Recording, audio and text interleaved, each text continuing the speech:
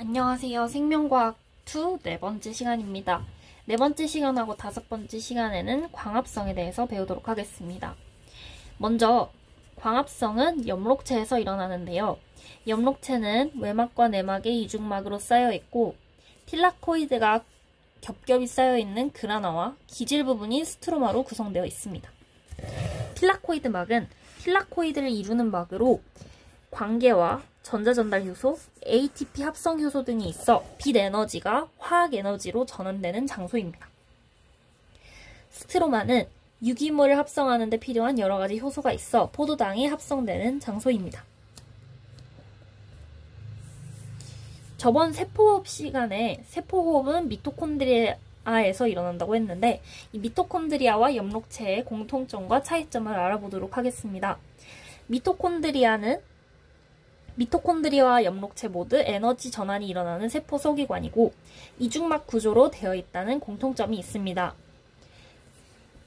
또 미토콘드리아 내막과 염록체 틸라코이드 막에는 에너지 전환에 관여하는 단백질이 있으며 미토콘드리아 기질과 염록체 스트로마에는 자체 DNA와 리보솜이 있어 스스로 복제하여 증식할 수 있습니다. 또 미토콘드리아와 염록체 모두 복잡한 막 구조를 가지고 있는데 이 이유는 표면적을 넓혀 물질 대사가 일어나는 공간을 넓힘으로써 에너지 전환의 효율을 높이기 위해서입니다.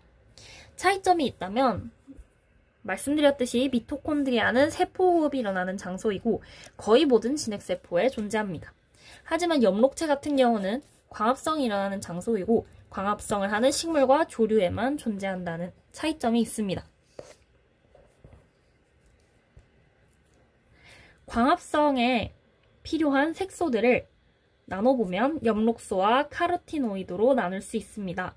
염록소는 틸라코이드막에 있는 광계에 존재하며 염록소 A, B, C, D 등 다양한 종류가 있습니다. 광합성을 하는 모든 식물과 조류에는 공통적으로 염록소 A가 있고 생물에 따라서 B, C, D 중 갖고 있는 염록소의 종류가 다릅니다. 카로티노이드는 카로틴, 잔토필 등이 있고 빛 에너지를 흡수해서 염록소로 전달하고 과도한 빛에 의해 염록소가 손상되는 것을 막아주는 역할을 합니다. 이 광합성 색소를 크로마토그래피를 통해서 분리할 수 있는데 이것은 색소의 특징에 따라 전기율이 달라 전개액을 이용하여 나눌 수 있기 때문입니다. 탐구 자료는 이 배색소를 분리해가지고 크로마토그래피를 통해서 광합성 색소를 분리해내는 실험입니다. 광합성에 이용되는 빛은 주로 가시광선인데요. 이 가시광선은 파장에 따라서 색깔이 다르게 나타납니다. 먼저 흡수 스펙트럼에 대해 알아보도록 하겠습니다. 흡수 스펙트럼이란 빛의 파장에 따른 광합성 색소의 빛 흡수율을 그래프로 나타낸 것인데요. 이 그래프를 보시면 염록소는 청자색광과 적색광을 잘 흡수하고 녹색광은 거의 흡수하지 않습니다. 이 그래프를 보시면 됩니다. 그리고 작용 스펙트럼은 빛의 파장에 따른 광합성 속도를 나타낸 것인데 이 역시도 청자색광과 적색광에서 속도가 빠르게 됩니다. 그러면 이 두 그래프를 합쳐서 봤을 때 청색이나 청자색광과 적색광에서 흡수도 많이 일어나고 광합성 속도도 빠른 것을 알 수 있습니다. 이 때문에 대부분의 빛 에너지는 주로 염록소에서 흡수가 되는데 이 염록소에서 주로 청자색광과 적색광을 주로 이용하여 광합성을 한다는 것을 알 수가 있습니다. 그런데 이 작용 스펙트럼을 보면 분명 녹색을 별로 염록소 A와 염록소 B가 거의 흡수하지 않는데도 불구하고 여기서도 광합성이 일어나긴 합니다. 그 이유는 카로티노이드가 흡수한 빛도 광합성에 이용되기 때문입니다. 식물의 잎이 녹색으로 보이는 까닭이 여기에 있습니다.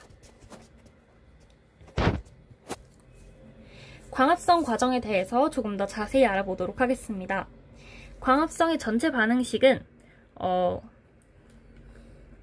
이산화탄소와 물을 이용하고 또 빛 에너지를 받아가지고 포도당과 산소, 물을 생성해내는 반응입니다. 광합성 과정은 명반응과 암반응의 또 다른 이름은 탄소 고정 반응입니다. 이 두 개로 구분이 되고 있습니다. 먼저 명반응에 대해서 알아보면 명반응은 포도당 합성에 필요한 ATP와 NADPH를 생성하는 과정입니다.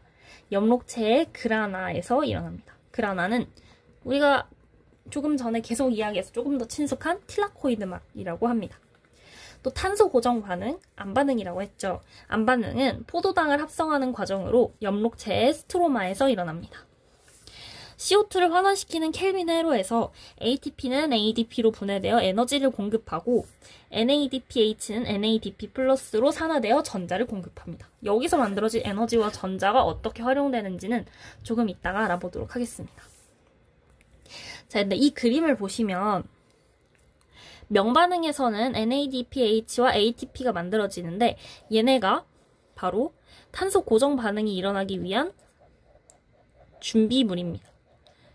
이거를 명반응이 준비해주고 있는데 반대로 이번에는 켈빈 회로, 즉 탄소 고정 반응에서 만들어진 ADP와 NADP 플러스는 다시 명반응이 일어나기 위한 재료가 됩니다.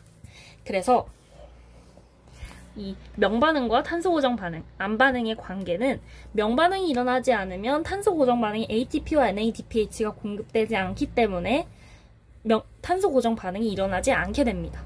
하지만 또 반대로 탄소 고정 반응이 일어나지 않으면 명반응에 ADP와 NADP 플러스가 공급되지 않기 때문에 명반응 역시 정지됩니다. 그렇기 때문에 명반응이 안 되면 암반응이 안 되고 암반응이 안 되면 명반응도 안 되는 상호 보완적인 그런 관계를 갖고 있어서 두 개가 모두 일어나야 광합성이 지속되게 됩니다. 그 다음으로 명반응에 대해서 조금 더 자세히 알아보도록 하겠습니다. 관계에 대해서 알아봐야 하는데요. 관계는 광합성 색소, 엽록소, 카로티노이드와 단백질로 이루어진 복합체입니다. 빛 에너지를 효율적으로 흡수할 수 있는 구조를 가지고 있습니다. 관계는 빛 에너지를 흡수하여 고에너지의 전자를 방출하는 기능을 합니다. 관계에는 광합성 색소가 존재한다고 했는데 그 역할에 따라서 반응 중심 색소와 보조 색소로 구분됩니다. 이 내용과 연결이 돼요. 반응 중심 색소는 가장 중심적인 역할을 하는 색소로 한 쌍의 엽록소 A로 구성이 됩니다. 아까 엽록소 A는 광합성을 하는 모든 생물에게 존재한다고 했습니다. 빛 에너지를 흡수하여 고에너지를 방출하는 역할을 합니다. 보조 색소인 엽록소와 카로티노이드는 빛 에너지를 흡수한 후에 반응 중심 색소로 전달하는 안테나 역할을 하는 안테나 색소입니다. 관계는 반응 중심 색소가 가장 잘 흡수하는 빛의 파장에 따라서 구분될 수 있는데요. 관계 1은 700나노미터의 빛을 가장 잘 흡수하는 엽록소 A인 P700을 반응 중심 색소로 갖는 관계입니다. 관계 2는 680나노미터의 빛을 가장 잘 흡수하는 엽록소 A인 P680을 반응 중심 색소로 갖습니다. 그 다음으로 물의 광분해에 대해 알아보도록 하겠습니다. 빛이 있을 때 틸라코이드 내부에 있는 관계 2에서 H2가 수소이온, 전자, 산소로 분해하는 과정을 바로 물의 광분해라고 하고요. 이 H2O에서 방출된 전자는 H2O가 전자 방출되잖아요. 이 전자는 관계 2의 반응 중심 색소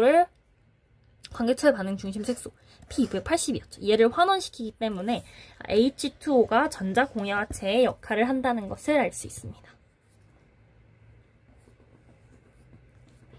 그 다음으로 광인산화에 대해 알아보도록 하겠습니다. 광인산화는 틸라코이드막에서 빛에너지를 이용해 관계와 전자 전달계, 화학삼투를 통해 ATP가 합성되는 과정입니다. 광인산화는 비순환적 전자 흐름과 순환적 전자 흐름으로 나눌 수가 있습니다. 비순환적 전자 흐름에 대해서 먼저 알아보면 H2에서 유래한 전자가 최종 전자 수용체인 NADP 플러스에 전달되는 과정입니다. 과정을 천천히 살펴보면 먼저 관계2가 빛을 흡수하면 P680에서 고에너지 전자가 방출됩니다. 그럼 이 방출된 전자가 이 전자 수용체에 전달이 되고요. 산화된 P680은 H2O의 광분해로 전달된 전자를 받아서 환원됩니다. 그럼 원래의 상태로 돌아가는 거겠죠, 지금. 그 다음에 전자 수용체로부터 방출된 고에너지 전자가 여기 전자 수용체로 갔었죠. 이 전자 전달계를 통해 산화환원 반응을 거치면서 관계 1에 P700으로 전달이 됩니다. 이렇게요. 그리고 고에너지 전자가 전달되는 과정에서 에너지가 방출된다고 했었는데 이 에너지를 통해서 ATP 합성에 필요한 H+ 농도 기울기를 형성합니다. 됐죠? 그 다음에 관계 1이 빛을 흡수하면 P700으로부터도 또 고에너지 전자가 방출됩니다. 얘를 또 다시 전자 수용체에 전달을 시켜요. 그리고 그러면 산화됐잖아요. P700이 산화가 됐는데 여기서 또 전자를 다시 받아주니까 환원이 되어서 또 원상태로 돌아갑니다. 그리고 고에너지 전자가 다시 전자 전달계를 거쳐서 NADP에 전달되면 NADPH가 생성이 됩니다. 이게 비순환적 전자 흐름의 과정이고요.